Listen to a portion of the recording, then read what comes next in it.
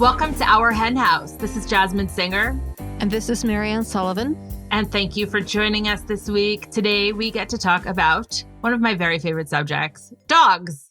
I am so excited. There's nothing I want to talk about more than dogs. And our guest is Cara Achterberg.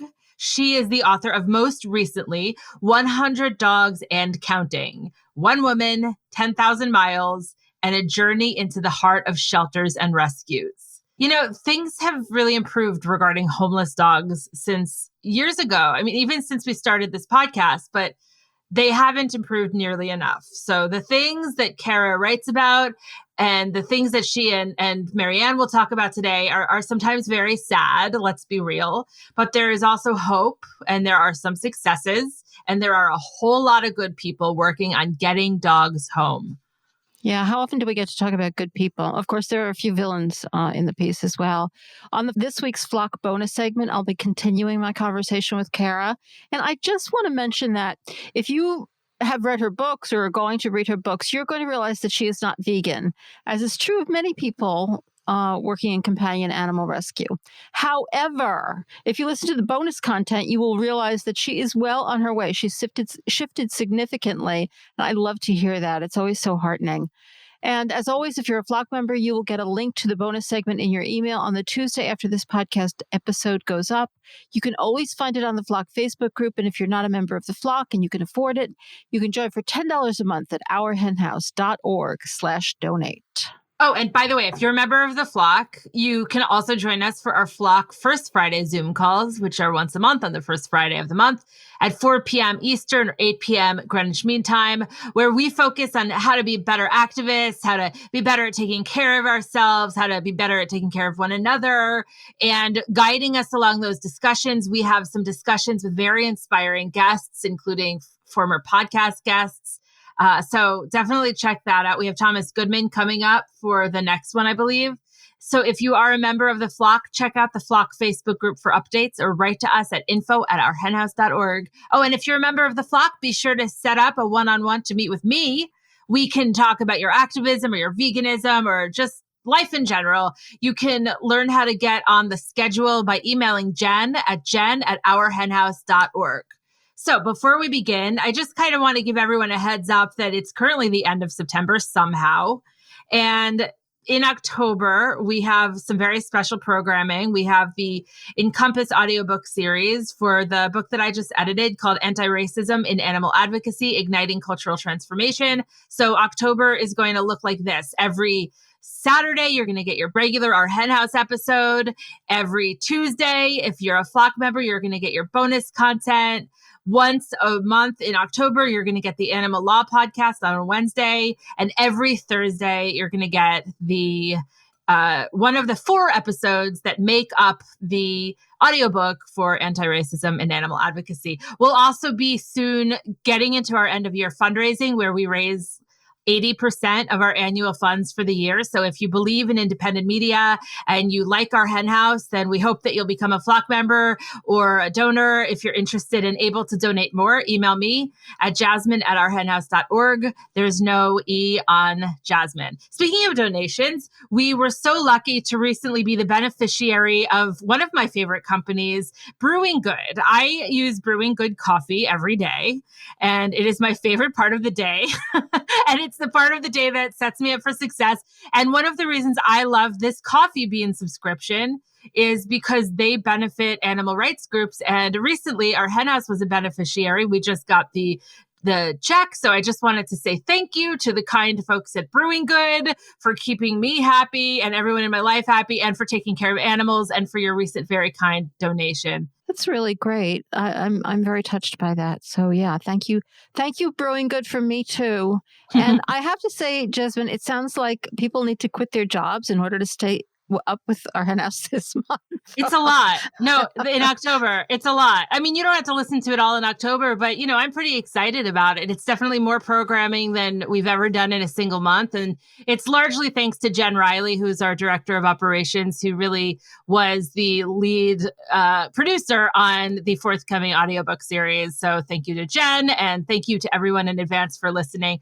So we're both settled sort of somewhat in Rochester. Oh, I am not even remotely settled. Like when you Okay. said that thing about, I can't believe it's the end of September, I actually feel in some ways that September has lasted for like a year because I can't even remember where I used to live. But I still, I'm so upside down and I can't find anything still. And why do I own so much crap? I don't know. Somebody write to me and answer me that. Why do I own all this crap? And why don't I just throw it out? Like, what's stopping me? What's wrong with me, people? It's funny because I'm watching you on video. We record these on video, and I see you like looking around your room in despair right now. But It's just horrifying.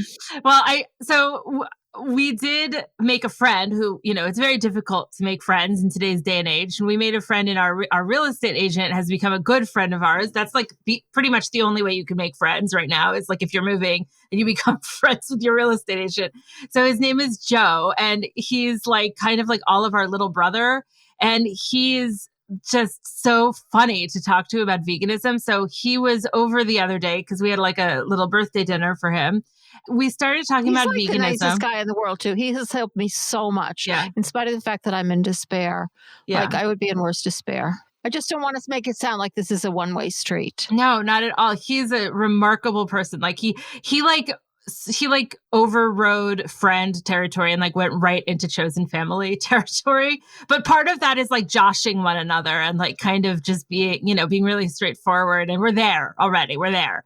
And anyway, so we were chatting about what to talk about today. And you mentioned, well, what about that conversation we had with Joe? And it's true. So we were talking to him about veganism. We're all sitting around the table. And then suddenly something comes up about other companies that we boycott or for other reasons that kind of have nothing related. Like a Nestle's thing. And actually, even prior to that conversation, because he was helping me buy stuff I needed for the house, I mentioned that I don't go to Home Depot because the guy who owns it supports Trump. And he was like, all right, we'll go to Lowe's. Right. Or like, I don't even know who owns Lowe's. It's probably just as bad. And he did make that point. It's not. Well, and then also there's like Dyson supported Brexit. So, like all of these things. I didn't even know about that one. All of these things started to come up. And there's a certain level of expertise in amongst us all, but with one person in particular who knows everything bad that every company has ever done. And, sometimes it gets a little overwhelming. You're talking about more? Yeah. I just wanted to be clear that you're not talking about me. Okay, yeah. My partner more is very good at knowing what to boycott and why. And so Joe was basically like, God, this is all so hard. Your life is so hard. And I was like, whoa. And it was like, let's backpedal for a minute because these aren't really vegan related exactly, except for we do like to have a consciousness about what we're consuming. But please don't like lump these issues in with veganism. So it was like kind of a funny moment. I mean, they are different than veganism in a lot of ways. But they're not that different. I mean, a lot of people consider veganism a boycott. I consider it a little bit more than a lot more than a boycott, because it's not like if animal use industries change their policies, I would go back to, going there. Whereas if a company is doing something bad and I like their products, I'll go back to buying them if they stop doing the bad thing. But so veganism is different. It's not that different.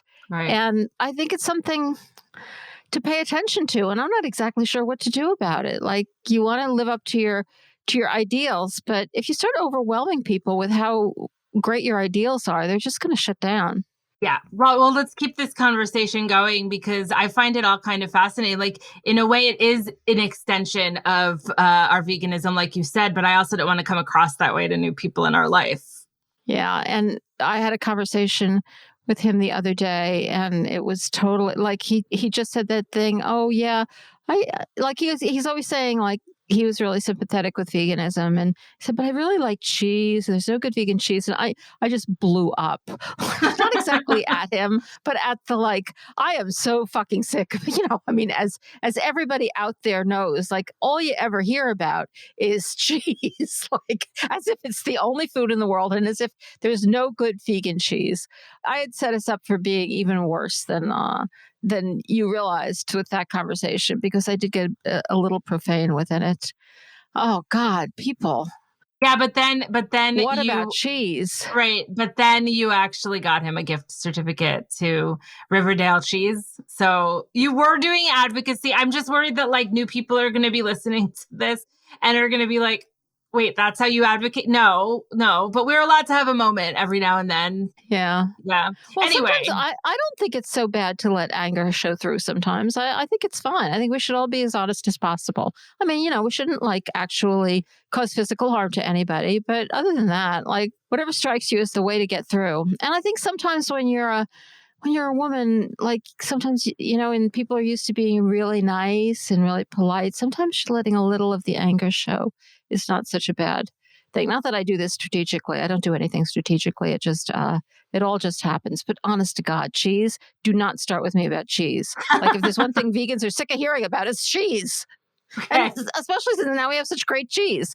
Of course, now the poor guy has to order cheese online from a vegan store, but he'll live. Oh, it is funny though, like so many things are from the framework of an oppressive mindset. Like when people say, I could be vegan, but I could never give up cheese. It's like such a human centered argument. And like we not only have we conquered cheese, but aside from that, like it's not kind of about you, it's about the animals. I've been very frustrated by that lately about how people seem to have their ceiling of their ethics occasionally be how they can get around it, when I don't think that that's true when people say that, because none of those people, and you're always pointing this out, none of those people actually give up all other animal products other than cheese. It's just like they think that legitimates them not being vegan, and it does with a lot of other people, and they somehow don't realize it doesn't with us. But it's just an excuse for not being vegan at all.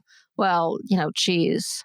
Right. I agree with that. And I appreciate this gab fest about it. It is validating on a very deep level, and hopefully we'll break through that glass ceiling. But let's get to the interview, because our guest today, Cara Achterberg, is doing such incredible things, and she's an author and a shelter dog advocate. She is the co-founder of Who Will Let the Dogs Out, a nonprofit initiative to raise awareness and resources for homeless dogs and the heroes who fight for them. Her latest book, 100 Dogs and Counting, One Woman, 10,000 Miles, and a Journey into the Hearts of Shelters and Rescues, recounts her fostering experiences and her quest to discover why so many dogs are homeless and what we can do about it. Her previous book, Another Good Dog, recounts her family's experience fostering now over 200 animals. That's not 200 animals all at once. I just want to make that clear. She's not a hoarder. Good to mention. Cara lives in Woodstock, Virginia with her husband, 3 rescue dogs, and hopefully soon a foster cat. She will be joining Marianne right after this. Hi, friends. Jasmine here with some news and some gratitude for you. I hope you've been enjoying the Our Hen House podcast lately. And for those of you in the flock, I hope you've been enjoying your added weekly bonus material and other flock perks. In the spirit of sharing things we're learning, I wanted to let you know about my new newsletter. It's called Jasmine's Jargon, and it's an upfront look at the many moving parts of my life as they relate to activism, veganism, writing, time management, and how I do my best to stay calm, or to try to stay calm. Each newsletter offers ideas, resources, and tools to help anyone who's interested in getting a bit more organized and focused do just that. I also, of course, cover topics relating to our hen house quite often, including what I'm learning from guests and cue the man behind the curtain, what tools we're using, everything from editing to communication to keep our nonprofit thriving and our podcast thought-provoking and relevant. Since I also wear a few other hats in the vegan world and beyond, I also include the down low about which projects inspire, motivate, and challenge my efforts to change the world for animals. If you'd like to join, and I hope you would like to join, you can sign up for free at jasminesinger.substack.com. And there's no E on Jasmine, so it's JASMINSINGER.substack.com. Thank you so much for being here on